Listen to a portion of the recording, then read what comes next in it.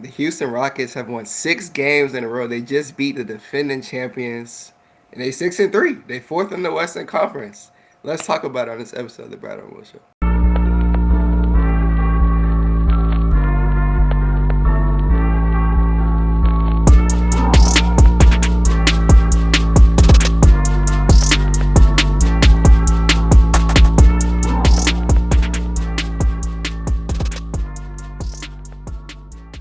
All right, and welcome back to the episode of the Bradeaux and Will Show. I'm your first host, as always, Will. You can find me on Instagram, Twitter, TikTok, and now the PSF app at Bias Houston.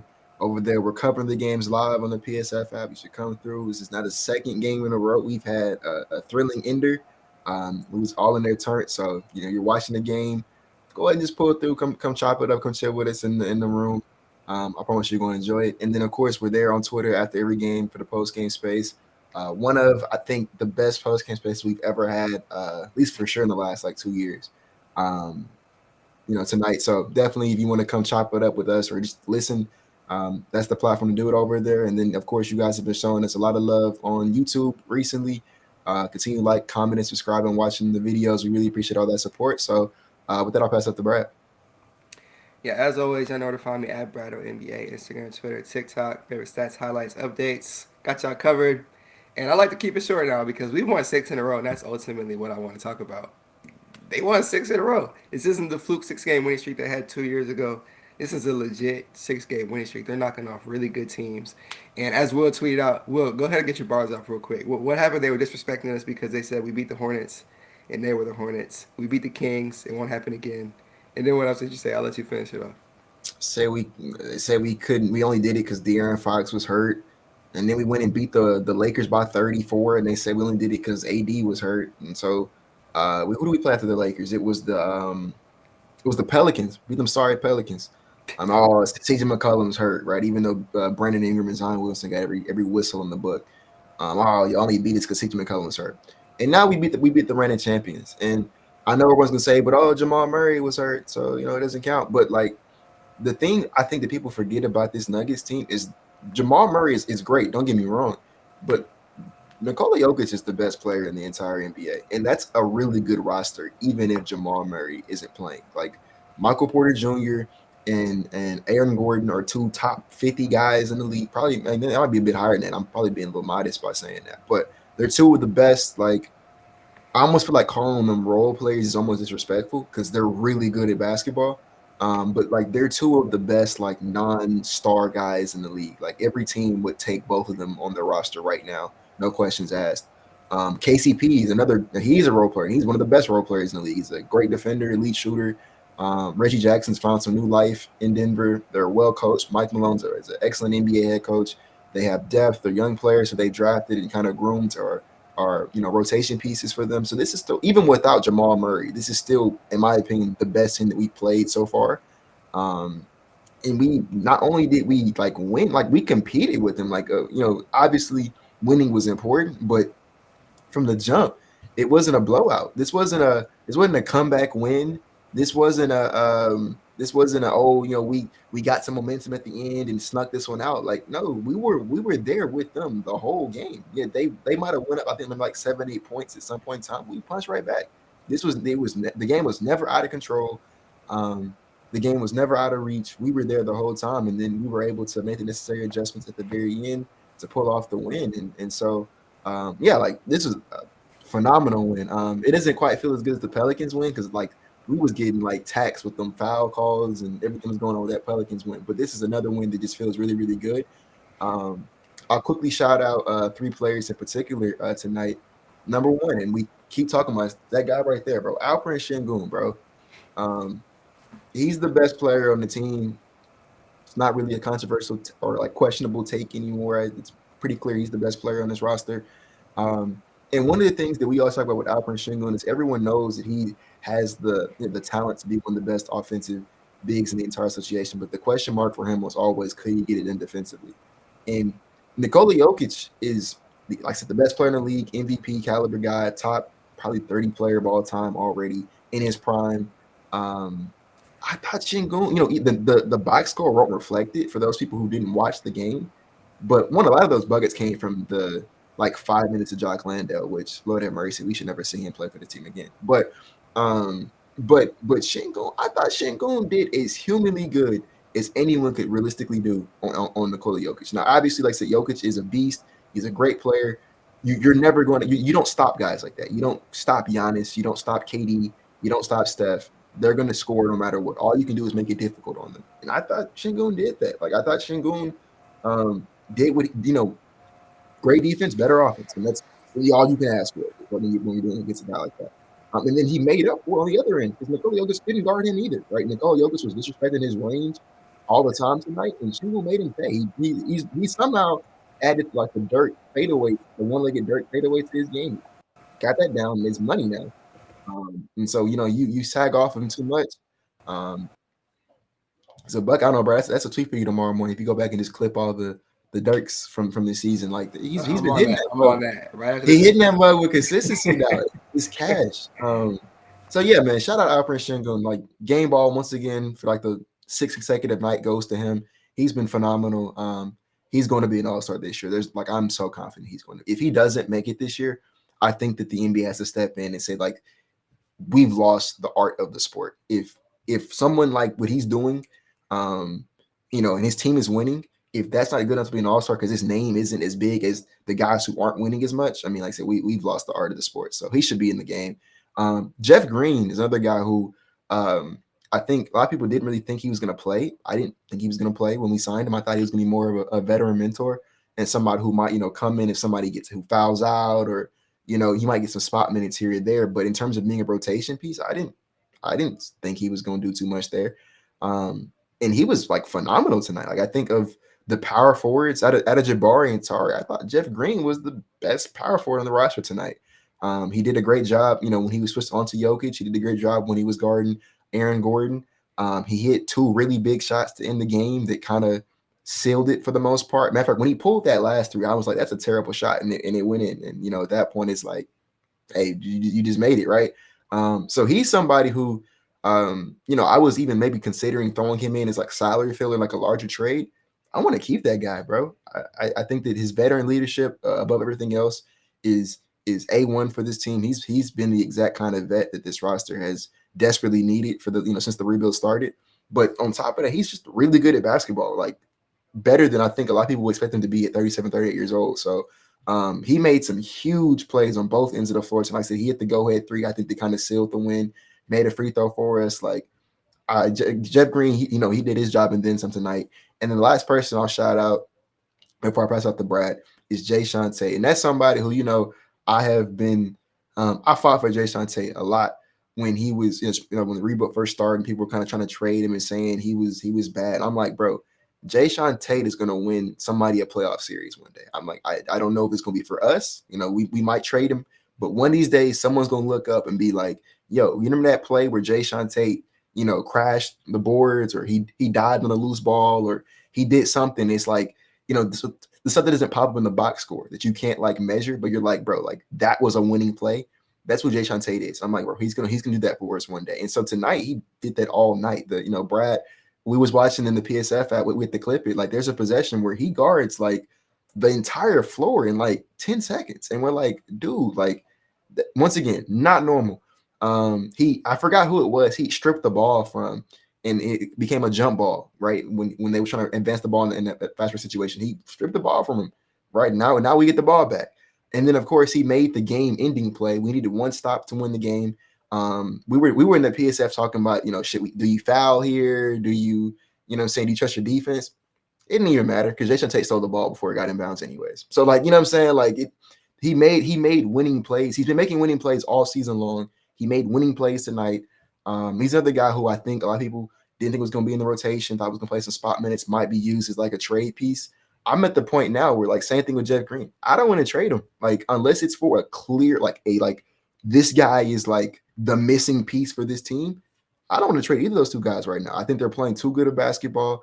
They embody the culture that we're trying to build in Houston, which is that like we're not, because our offense wasn't the best tonight. Like that was the thing that kind of kept this game even closer, is that we were not making shots. We were struggling, in that department, but we were able to stay into the game and ultimately win it because our defense was A1 from the start of the game to the very end. We were never out of the game because our defense kept us in it.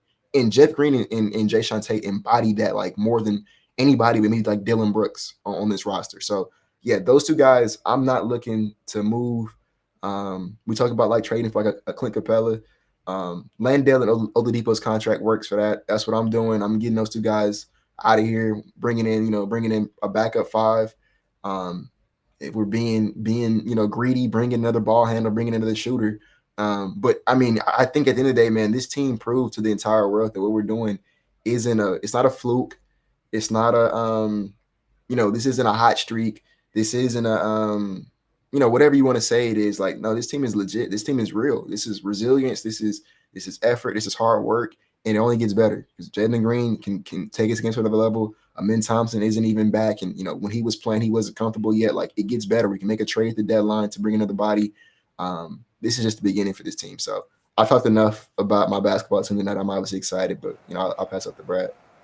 Yeah, I'll talk about what you were just talking about recently. Jae'Sean Tate, of course, from the second he came to Houston, he was that hustle guy. He was still there when James Harden was there. He pissed off James Harden to the point where Harden threw a basketball at him. He's a hustle player, and he's going to do all the dirty work. And that's what we've been seeing with Ime Udoka right now. He on a winning basketball team, is a huge contributor, as Will said. And we saw that tonight. If you have my Twitter, you can go look at the play. Jae'Sean was literally everywhere. Will just mentioned it. And then obviously the last play of the game where Jae'Sean gets the steal, ultimately sealed the Rockets to win. So there's so many game balls I want to give out tonight. I want to give Jae'Sean one just for all the hustle he threw out there. I want to give one to Uncle Jeff, man. He did it last game. He did it this game. He's playing outstanding defense to the point where it's like, why do we need Jock Lando out there? Will, it seems like Lando played about 5 minutes the way he was getting cooked. He played 2 minutes, bro. He played straight up 2 minutes. It was a long 2 minutes, bro. He played 2 minutes. He got so many buckets on him in 2 minutes. minutes. Grew and grew. But yeah, Landale played 2 minutes, and they put Uncle Jeff back in there. And whether it's at backup center or it's at backup four, he has provided some of the best minutes you can ask for a 37-year-old. 37-year-olds don't contribute like that. 37-year-olds don't guard Zion and hold their own. 37-year-olds don't go out there and hoop. And shout out to Jeff for calling out the Nuggets plays at the end of the game to help them win. He was legit out there calling out the Nuggets plays. Look, having a guy like that, championship pedigree, that's why bringing these vets was so important, like him and Fred. Jeff, he's been amazing. I'd like to give a game ball to him because he had, 15 points, 4 rebounds, 5 or 7 from the field. I didn't believe the box score. Yeah, that's the crazy part. Bro, 2 or 4 from 3, 2 big threes. 2 big threes. One in the corner, one from the top of the key. Bro, shout out to Jeff Green, bro. And I'm good with him if he wants to play all these minutes off the bench. I hope he retires from Rocket, man. Yeah, and I'll say this. Udoka won them 2 basketball games in a row, leaving Jeff Green in down the stretch. I don't know if they win those 2 basketball games if Jeff Green is not in there playing the last 6 minutes of the Pelicans game in the full fourth quarter of this Nuggets game. So, yeah, I got to say shout out to him one more time, even though I did it 5 times. And then lastly, Tari Eason. Great to have him back, of course. He hit 2 big threes at the beginning of that fourth quarter. One in the corner and then one on the other corner. And he was getting hype, and everyone was getting hype with him. It's so good to have him back. Having guys like him, Jae'Sean, and I don't know why I'm blanking, and Tate off the bench. They've all been playing amazing defense, and that's why this Rockets team right now is 5th in defense overall per clean the glass. That takes off all garbage time. They locking up. That's the winning formula. And now we kick it to the starters. I want to say this because this is huge in my personal opinion.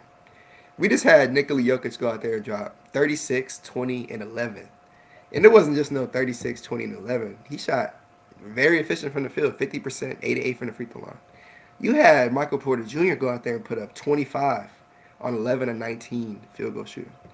Aaron Gordon, 16, 8, and 5 on 60% field goal shooting. Jaylen Green shot 1 of 13 from the field. Had 9 points. And the Houston Rockets, what does that sound like last year? That sounds like a Rockets team that's about to lose by 40. They about to lose by 50. No, the Rockets won this basketball game. They sat up here and won this basketball game despite Jalen Green doing that, despite the Nuggets getting off. And they still held them to only 104 points. They played really good basketball today. And yes, I want to talk about Jalen Green really quickly. Even though he did shoot 1 of 13 from the field, he's doing the little things that Udoka wanted from him. He wanted him to be an all-around basketball player. I kind of saw that from him tonight. You can look at 8 rebounds and think that, oh, okay, that's kind of a lot. Jalen Green's career high in rebounds is only 9. He was one off of his career high in rebounds, had 8 of them. He had 5 assists, no turnovers. How many games in Jalen Green's in 2023 this year alone? How many games has he had 5 rebounds and 5 assists? That was his 4th one. Not that often for Jalen Green. So, in my personal opinion, terrible shooting night, of course, but he did the little things, and I like that he threw that nice bounce pass to LP down the stretch. That was an and one dunk, and Şengün was sitting there like, good play, good play. And that was another play down the stretch that helped the Rockets win this basketball game. And he's the only starter, and he played the bench unit when in those non-Jokic minutes, but he was a plus 10 out there. As our guy DeAndre said in the spaces, we're going to leave here with something for this Jalen Green propaganda. So good game from him. I just need you to shoot better, and we'll go from there. But yeah, man, that's a fun game, and I haven't even shout out Freddie. Freddie came out there and had 26 and 4. Fred, man, you got to salute you. You the max player. You going out there. You won us that Pelicans game down the stretch. In this game as well, you hit clutch free throws. Man, 41 minutes too. He played damn near the whole game. So you got to shout him out. 6 in a row, Will. 6 in a row. You couldn't tell me they were gonna win 6 in a row this early. Not a chance. There's no way. I love this Rockets team. People call me a homer. I wasn't gonna tell you they were going to win 6 in a row. And yeah, as you mentioned, they've beaten some injury-riddled teams. But hey, they're beating some good-ass basketball teams. I don't care. You beat who's in front of you on the schedule. I said it last podcast, and I'll say it this one. And now they got the Clippers. I don't want no excuse that, oh, they still figuring out. No. They got 4 Hall of Famers on that team, if you want to count Paul George. Yeah, no excuse. If they go out there and beat them and make it 7, I'm gonna be the happiest man in the world. But yeah, man. Last thing I'll say really quickly: the Rockets still, they sit 6 and 3, 4th in point differential with a plus 8.1 in the NBA, 7th offense, and 5th on defense. That is a basketball team. And I lied. I have one more thing to say. Alperen Şengün played his idol today. I don't think I talked about Şengün today because it's not much more to say. It's kind of like routine now. Like it's kind of routine. Like they obviously don't win with him. That's another game ball. it really goes to him. Ultimately, he's the best player on the team. He's carrying. He's hitting one-legged Dirk fades, as you mentioned. Will, I'm gonna go out there and clip every single one of those, and I'm gonna tell Twitter that he's got the best mid-range percentage of all centers in the NBA right now. And it's a true fact. He literally does. He's out here pulling one-legged Dirk fades in front of his idol, and he's hitting them. After the game, he said, "We got 6 in a row. We won 6 in a row, baby." And then a few seconds later, he said, "Hey, I played my idol today, but today he wasn't my idol. I was locked in." He said that? Yeah, he said that. Go look at his interview with Vanessa. He said that after the game. So shout out to Şengün. He's a dog. He's 21. He's going to be 21 the whole season. He's not turned 22 until July. We got a 21-year-old out here who might mess around and be a top 25 player, top 20 player right now. That's how he's playing. I don't want to overreact, but right now that's how he is playing. I'm not saying that that's where he's at, but right now he's performing like a top 20 player. Some metrics got him top 10. I'm just going off the stats. You don't get mad at me if I'm saying stats. But yeah, 6 in a row, bro. It's a great feeling. That's all I got for this episode. Hopefully we come back again after this Clippers game and record another one, bro. But that's all I got. What you got, Will? Okay, so I have 2 things that I want to add before we close. First and foremost, I've been seeing people on Twitter and on different talk spaces. They're trying to humble us because we're rightfully so. We're pretty excited about our basketball team being respectable for the first time in 2 years. I think are we top 5 in both offensive and defensive rating right now? We're for sure top 7th in offense and 5th in defense. 4th in overall point difference. Yeah. We're obviously moving up a lot of boards. This is a complete different reflection of what we were last year. And so, we're Rockets fans are rightfully so very happy about our team. People are trying to say, well, humble yourselves because the Jazz were pretty good last year, and then they missed the play-in tournament last year. So, what I'm saying, don't do too high on yourselves, right? But the Jazz won 37 games last year, and that was with them intentionally taking to end the season, right? They were on a 500 pace for pretty much the vast majority of the season. And the Rockets aren't going to tank this year. So if we finish the season 37 plus, like I said, a 500 pace the whole season, no one's going to be mad at that. And the way they're playing right now, we might be better than that, bro. I'm not going to try to jump the gun, but they're playing some really good basketball. And I think that we're watching right now is unsustainable. We're not watching them, win shootouts. They're not, you know what I'm saying, hitting an unsustainable, almost amount of threes every night to win the game. Like, bro, we're winning off of just defense and wanting to get more than the next guy. Um, and like I said, there's so many ways for this team to improve both internally and externally that like I think this team is, like I said, I think this is just the beginning for us. So I'm really excited about that. And the last thing I want to say before I close it is just like people are gonna try to take this moment from us because we have, you know, we're rightly so talking pretty reckless right now. We haven't seen our team look good in the last 3 years. So we're on Twitter, we're in Spaces, we're on, you know, whatever media outlet you use. Oh yeah, we're up. We told y'all said this, y'all said that about us. Look, man, I don't let nobody take this moment from us. We've endured 3 years of straight nonsense. Like I said, there was times where we didn't even want to record episodes of the podcast or do post game spaces. I lost my joy watching this team play basketball last year. Like we still watched it. We still pushed through. We made it to this point in time. They didn't do that with us. So they don't get to tell you to not celebrate this moment or to humble yourself or to not be excited to not even if you know what I'm saying we somewhat come down to earth. Like if this is just the foundation for what's to come in the future, obviously we're gonna be in good hands. So don't let nobody take this moment from you guys. And that's the last thing I want to add. Let's Brad, anything else want to add before we shut it down? I'm good. Yeah, man. Again, 3 years of 15 and 50. So from 17 and 55, 20 and 62, and 22 and 60. Get your bars off, man. I know if you're a Rockets fan out there, you die hard. Your friends are clowning you. They probably they was clowning you at the 0-3 start. They've been clowning you the past 3 seasons. They probably said the Rockets were a poverty franchise. Talk, man. Talk back to them, bro. They can't say anything now. All my friends are silent. I'm coming back with receipts. They can't say nothing to me. They get quiet. The quietness is gonna speak volumes. And this is just the beginning. They're not gonna rebuild again. We're doing this without Amon Thompson. We're doing this without Cam Whitmore, and it's only gonna get better from here. Amon come back from this injury. Cam gonna come out from the G League. He's rejoining the team after the trip. He probably not gonna get minutes. But I'm just saying when those two come back and they up and running, it's gonna be scary. It's gonna be scary. And me and Will gonna be on here and we're gonna be talking. We're gonna be talking. We're gonna be in Twitter Spaces talking too, and on the TL. But that's all I got to say. We excited. We're going to ride this win streak out. As I said, if they win again, we right back here.